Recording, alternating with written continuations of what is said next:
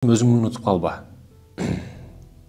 Самолетко чыгат экенсиз, кокус баягы атайын билдирүүлөрдө айтат го.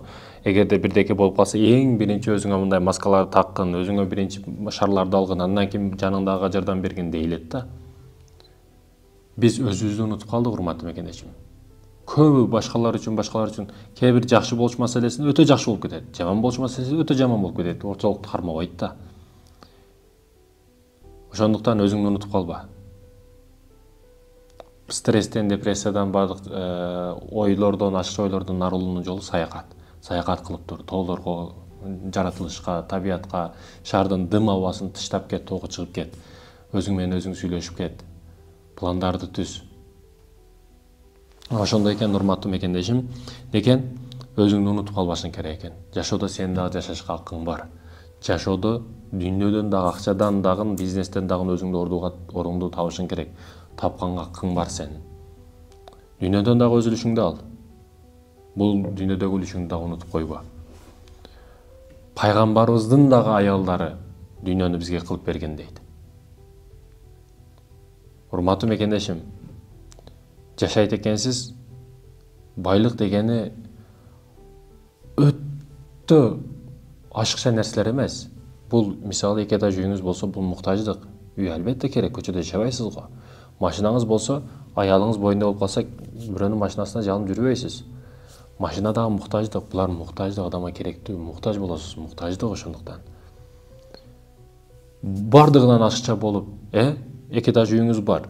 Өзү экөөңүзсүз, анан эки этаж үй бар, аны жаныга дагы эки этаж үй кылып жөн эле сактап турасыз. Же пайдаланбайсыз, же бирөөгө бербейсиз, жөн эле турса, бул ашыкча чыгым. Бул ашыкча көрүнүү, бул ашыкча мактануу болуп эсептелет. Бул нерсе шариятыбыз жол бербейт. Ошондуктан дүйнөдөн дагы өзүңдү үлүшүңдү ал, өзүңдү унутпа, урматтуу мекендешим. Үчүнчүсү, карыз алба. Кредитке жакындаба. Башыңды балеге тыгып коет. Кредит алганыңда сен Кудайга согуш ачып атасың, пайгамбарга согуш ачып атасың. Бир иш кыламын деп эч качан кредит алба.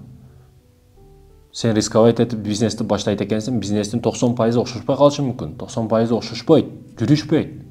Алданып каласың, бир жерге банкрот болуп каласың, же сени таштап кетишет, же алдап кетишет. Ошондуктан эч качан кредит менен бизнес баштаба сен. 100% ишенип, мынандай акча келет экен деп турса дагы эч качан сен кредит алба. Кудай мантип бурап коет сени. Өзүңө келе албай каласың. Кредитке жакындаба, эч качан жакындаба. Урматтуу мекендешим. Корк, Кудайдан корк.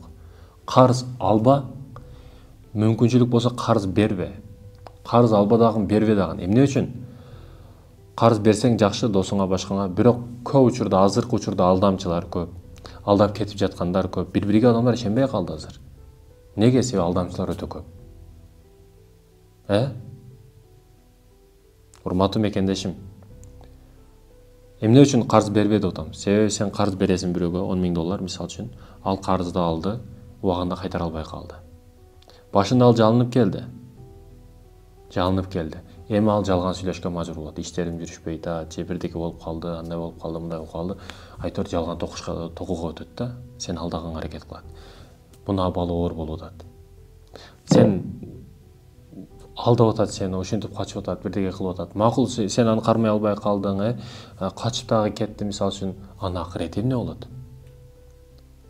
Бул дүйнөдө алып койсоң жакшы, акыретке калып кетсе, анын абалы кандай болот? Сен ошол мусулман бир тууганды ойлошуң керек, досуңду ойлошуң керек.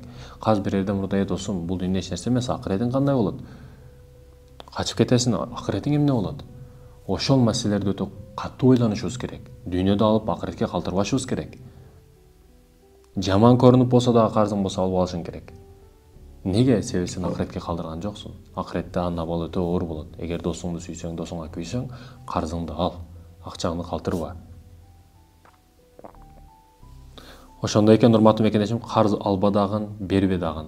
Берүүнүн шарттары биринчиден, эгерде кеч берүүгө даяр болсоң, ал бере албай калышы мүмкүн, кечүүгө даяр бол.